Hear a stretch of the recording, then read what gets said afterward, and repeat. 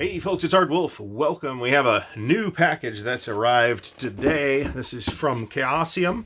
I had thought that a lot of this stuff at least was printed on demand, and I know some of it is, but this sounds like it wasn't because it came super quickly. The post office did horse around delivering it, but Chaosium at least shipped it very quickly from what I take to be a warehouse in Minnesota, which is not where their offices are. And as you can see, it's pretty thoroughly protected as well. We got an outer box, and we got an inner box, and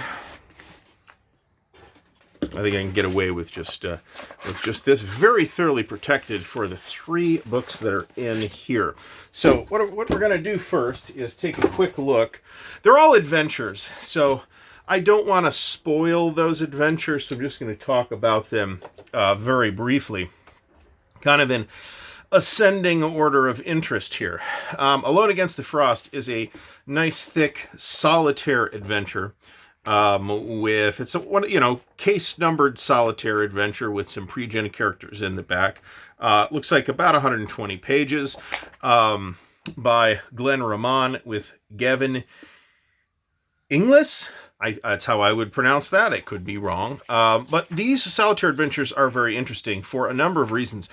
If you would like to see me go through one or more of these solitaire adventures, please mention it in the comments below, by the way. There's a shorter one called, I think, Alone Against the Flames, which I could actually do a video on.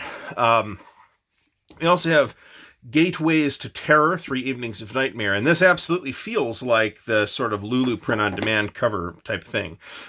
This is 90 pages, it looks like, and these are like intended as like one-shot events that I think were originally created for convention play, but there's 3 very portable scenarios for Call of Cthulhu. And this, unlike Alone Against the Frost, which is black and white, which I'm completely fine with, by the way, Gateways to Terror is full color, and on as nice a paper as anybody else is doing, actually. I mean, it's very nice paper, actually. And then I thought most interestingly and most looked forward to by me is the new version of Beyond the Mountains of Madness in hardcover. Now, I did have the original in softcover at one point, and I stupidly got rid of it. I had the accessory pack too that had all the handouts and other doodads. I think you can still download that stuff, but you have to print them yourself for the handouts. Now, this is shrink wrapped, and we'll take a look inside it because it is reformatted from the original. The original was also pretty big, but also soft cover. Now, this stuff at least is not brought up to date with the current 7th edition Call of Cthulhu rules. This is still for 5th edition. There is some conversion that's needed between 5th or 6th edition, well, actually 7th edition and any previous edition. There are some adjustments that you have to make, but they are very small adjustments, and they are so easy to make that you can just make them on the fly. This has, however, been reformatted. It is my understanding that Chaosium intends to do a new 7th edition version of Beyond the Mountains of Madness at some point. You can also get Horror on the Orient Express, which is another one of the great classic huge Call of Cthulhu campaigns. You can get that from them in 2 volumes.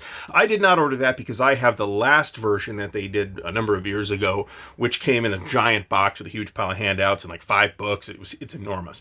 Anyway, so the big difference here is that it is reformatted into a 2-column format. The original was in a really quite awkward 3-column format, which was just something that Chaosium did at the time.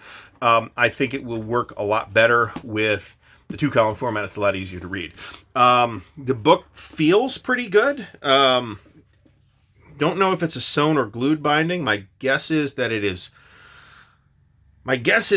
glued, but I could be wrong, and I would be delighted to be wrong. It feels very nice, however. It's not like incredibly dense feeling, and this is like a 400, ooh, there's a map in the back too, I didn't even know that. This is the map of Antarctica. So this adventure is a sequel to Beneath the Mountains of Madness, or the Mountains of Madness, or whatever the H.P. Lovecraft story is called. This is a new expedition that is going down to Antarctica to follow in the footsteps of the previous expedition and figure out what happened to them. I have read through it. I have never played it, unfortunately, and I can't now because I've read through it. It is an amazing looking campaign, and it's, I think, a lot more interesting to me because of the topic than the topic of Antarctic exploration, which of course brings to mind classics like The Thing, the John Carpenter film, and all that, and actually the original Thing, The Thing too, and the original short story that was based on. But classic horror in Antarctica adventure. It is great that this is back in print, and at $50, it's really not only super nice, but it's not even particularly expensive, I don't think. So hopefully we will have this available, and I'm never getting rid of this again. We're not selling Call of Cthulhu stuff anymore. I didn't get rid of everything for Call of Cthulhu, but I think I got rid of all the adventures thinking I was never going to run it. I am recently reconsidering that position. So Beyond the Mountains of Madness is definitely something that I wanted, and of like the 4 big Call of Cthulhu campaigns, which would be this, Shadows of Yog-Sothoth, Masks of Nyarlathotep, and Horror on the Orient Express. Now I have all of them except for Shadows of Yog-Sothoth, which is not that big. It's not as big as the others. This is pretty big. If you were to play through this, say playing a 4-hour session once a week, my guess is it would take you roughly a year plus or minus 3 months to play through it. It is quite long, and unless you are like making an effort to rush it, it will take you quite a long time to go through.